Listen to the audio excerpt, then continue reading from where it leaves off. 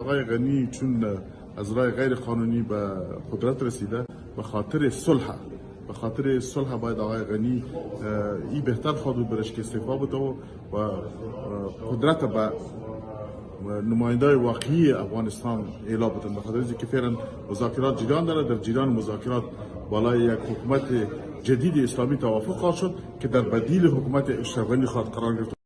ما این چیزا میگیم که آقای غنی چون ریاضات درباره حکومت موقت واضحا با ما چیزی نگفتن، به خاطر اینکه حکومت موقت یا حکومت آینده موضوع است که بین خود افغان است. باید افغان‌ها در بین خود ایرا فیصله بکنن که چه قسم حکومت در افغانستان باید، یا حکومتی که جانشین ازمی حکومت فعلی باشه و او برای موقت باشه، برای مدت زیاد باشه و کدام شکل چی داشته باشه.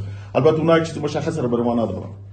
چرا او رئیس جمهور لیاز خدا ما صلح میگوییم، صلح خدا شاید است که اگر قیق خواست در مزاحمت میکنه، خوش نیستن که صلح بیاید. ما خود طول افغانستان جور که جور می نکن حالا گوله د ټانک راوخړه